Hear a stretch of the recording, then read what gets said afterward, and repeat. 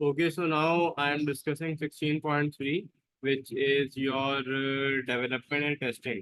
अब first thing is that सबसे पहले इस चैप्टर के अंदर हमने अपने पास ये देखा कि एनालिसिस कैसे करना है।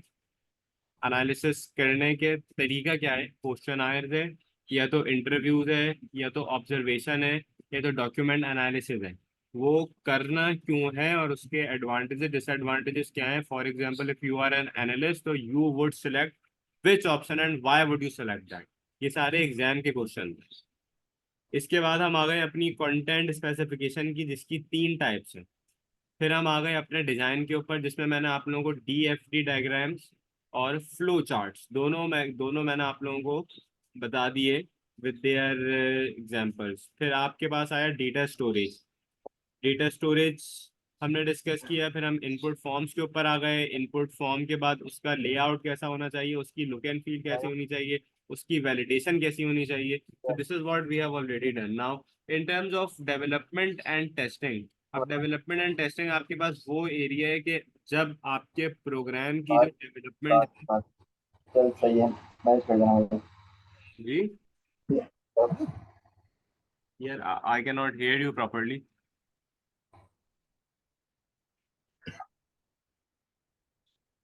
16.3 के अंदर हमारे पास है development and testing.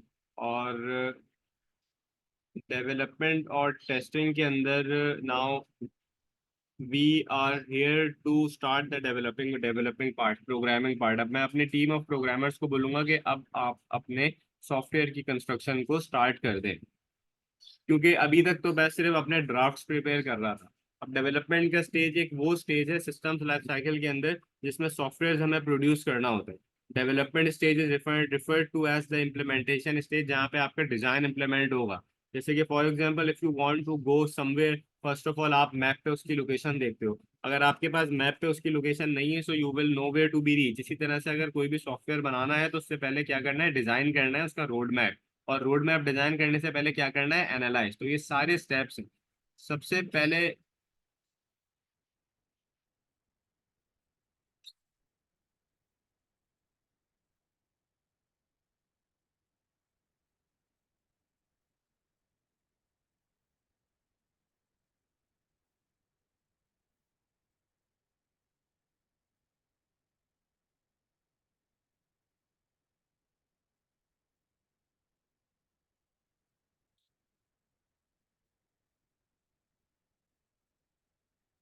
Just a moment. सबसे पहले हमें इसके अंदर ये करना होता है कि I need to start analysing. Analysing फिर आपके ऊपर है कि आप लोग किस भी मेथड से करते हो, क्वेश्चन से करते हो, इंटरव्यू से करते हो, ये जो भी करना है। फिर हमारे पास आता है डिजाइनिंग। और डिजाइन के अंदर फिर इट्स अप टू यू कि आप कौन सी डायग्राम बनाते हो, if it is a data flow diagram और if it is a flow chart. और दोनों के भी दो लेवल्स हैं, लेकिन वो बनेंगे तब जब आपके पास एनालिसिस कंप्लीट हो जाएगा। जब ये दोनों स्टेजेस और इनके सब स्टेजेस कंप्लीट हो गए, तो इसके बाद फिर आप लोगों की डेवलपमेंट एंड टेस्टिंग स्टार्ट होती है। अब डेवलपमेंट और टेस्टिंग के फेज के अंदर I am going to ask my team of programmers that here is my road map. मुझे अपना सॉफ्टवेयर जो बनाना है वो मुझे इस तरह से बनाना है, मेरा रोड मैप ये है, मेरे मॉड्यूल्स ये हैं, और इस सॉफ्टवेयर के अंदर ये फंक्शनैलिटी होनी चाहिए। तो फिर जो है मेरी डेवलपमेंट स्टार्ट होती है। और फिर डेवलपमेंट के अंदर मजीद डेप्थ है जो हम अभी यहाँ पे डिस्कस करेंगे।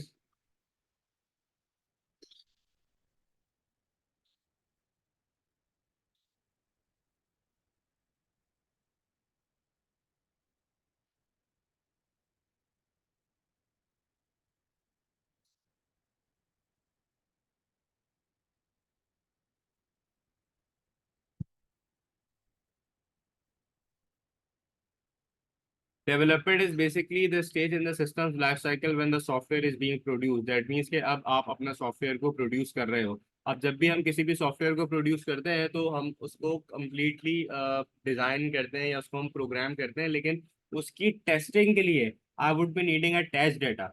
फॉर एग्जांपल मैंने एक एयर कंडीशनर है, उसको मैंने प्रोग्राम किया है। उसको मैं प्रोग्रामिंग इस तरीके से कि फॉर एग्जांपल अगर वो 27 पे ऑपरेट कर रहा है तो 27 के अंदर it is going to help me reduce my electricity usage. अब मुझे अगर इसको टेस्ट करना है तो definitely I am going to have some sort of test data. अब टेस्ट डेटा आपके पास क्या होता है कि जब आपका सॉफ्टवेयर डेवलप हो रहा है it needs to be tested, और सिस्टम को टेस्ट करने के लिए डाटा को बनाना पड़ता है। This is known as a test data.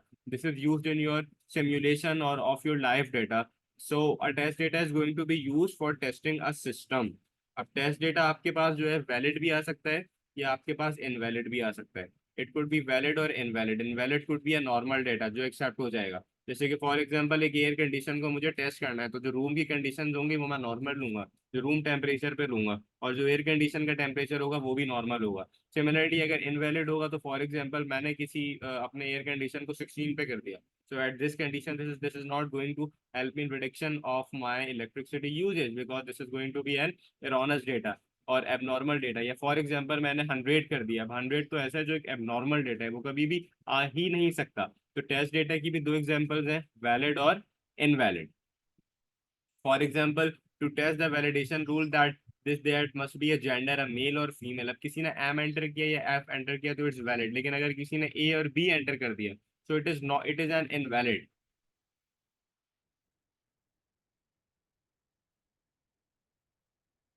Now moving on, तो I have some examples of testing।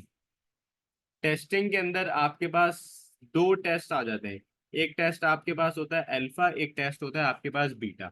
अब alpha testing is carried out by the developer और a specialised team of testers before a system is delivered to the user. This usually takes place close to the end of the development stage when an application is nearly ready for the user. Alpha testing can take a long time because each time an error is found, testing has to be repeated when the error। अब alpha testing के अंदर हमारे पास क्या हो रहा है वो ये कि मेरे पास एक टीम है टेस्टर्स की, और इससे पहले कि मैं अपना फाइनल प्रोडक्ट या मैं अपना फाइनल सॉफ्टवेयर अपने यूजर को दूं, मैं इसको बार बार थॉरली टेस्ट करवा रहा हूं सिर्फ उसको प्रॉपरली देने से पहले। लेकिन ये आपके पास जब होता है जब आपका सॉफ्टवेयर कंप्लीट होने वाला है, और अल्फा टेस्टिंग में ज़्यादा टाइम ले लेता है क्योंकि जैसे ही मुझे एक एरर फाइंड होता है तो टेस्टिंग में उसकी दोबारा करता हूँ, और मैं जब तक करता रहता हूँ जब तक वो एरर खत्म नहीं हो जाता या उस सिस्टम से चला नहीं जाता। This is your alpha testing. Alpha testing के बाद मेरे पास बीटा टेस्टिंग, और बीटा टेस्टिंग के अंदर ये होता है कि when software is made being made available to a large number of customers. मतलब ये कि अल्फा टेस्टिंग में तो मैंने अपना सॉफ्टवेयर मार्केट में नहीं दिया था, मैंने अपने क्लाइंट को नहीं दिया था, लेकिन बीटा टेस्टिंग में मैंने अपना सॉफ्टवेयर जो है अपने क्लाइंट या मैंने अपने कंज्यूमर को दे दिया। अब मैं ये कहूंगा कि जो मेरे कंज्यूमर्स हैं वो मेरे कस्टमर्स नहीं है, वो मेरे टेस्टर्स हैं। और वो सारे कौन है, वो रियल कस्टमर है who have been selected to test an early release of the application। होता है ना, कोई भी सॉफ्टवेयर बना है उसका बीटा वर्जन आ गया, उसका अर्ली वर्जन आ गया कि आप जो है इसको इससे चेक करें। बीटा टेस्टिंग के अंदर होता यह है कि it only takes place after alpha testing is completed. और अल्फा टेस्टिंग के अंदर इट इज बेसिकली आप planned and unstructured using test data to follow the pathway जो सॉफ्टवेयर ने आपके पास बनाए हैं या नहीं। अब कस्टमर्स इन सॉफ्टवेयर के अंदर जो रियल वर्ल्ड एनवायरनमेंट के अंदर प्रॉब्लम्स सर्च करते हैं उनको हम कहते हैं बग्स, जो फिर आपके सॉल्व हो जाते हैं बीटा वर्जन के अंदर। और बीटा वर्जन फिर एक और वर्जन रिलीज होता है that is going to be quite for sale. So in terms of alpha testing एक ऐसी टेस्टिंग है सॉफ्टवेयर की that is by a limited group of people and that is before your software is being sent to the user. Beta testing आपकी वो है कि जिसमें आपके यूजर जो है एक प्री रिलीज वर्जन आपके सॉफ्टवेयर का टेस्ट कर। इसके बाद हमारे पास है ब्लैक बॉक्स टेस्टिंग और वाइट बॉक्स टेस्टिंग भी। और black box testing involves selecting input data and checking that the expected output matches the actual output data with no knowledge or understanding of what happens inside the black box। The black box would be the whole part। अब black box के अंदर आपके पास क्या है कि आपने जो है कोई इनपुट दिया है और आप उससे एक आउटपुट एक्सपेक्ट कर रहे हो कि ये आना चाहिए with no knowledge or understanding that what would happen if you give this value। This is your black box testing. Black box एक पूरा सिस्टम भी हो सकता है, कोई सिस्टम का पार्ट भी हो सकता है। अब ब्लैक बॉक्स के अंदर फॉर एग्जांपल अगर मैंने अपने सॉफ्टवेयर को ये वैल्यू दी तो उसका आंसर ये आना चाहिए। अगर वही आंसर आया so that means that it is accurately working, अगर नहीं आया तो that means that there is some sort of error.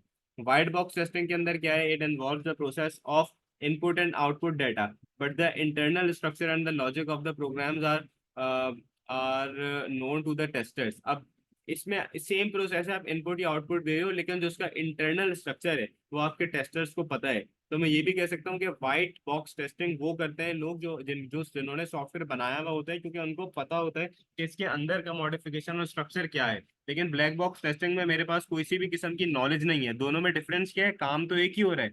Black box के अंदर you do not have any knowledge और understanding of what is happening inside the black box. Black box को कह रहे हैं कि किसी भी सॉफ्टवेयर को, किसी भी सॉफ्टवेयर के मॉड्यूल को, किसी भी सिस्टम को या पार्ट ऑफ अ सिस्टम को। और व्हाइट बॉक्स के अंदर कहा जा रहा है कि इट इन्वॉल्व्स द प्रोसेस, लेकिन आपके यूजर को उसका उसका पता है। तो black box testing is testing of inputs and outputs to a system और parts of a system with no consideration, and white box testing is testing the whole system. That means कि आप अपने पूरे सिस्टम को test कर रहे हो इन terms of structure and logical covering और paths as well. So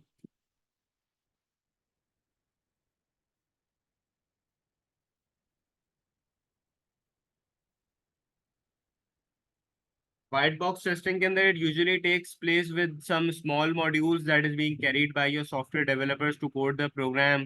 They do that to ensure that every module is working properly and every pathway is not blocked. The testing is focused on detailed design such as validation rules. Black box ये involve कराता है testing the whole system or user testing. It get carried out by specialist testers.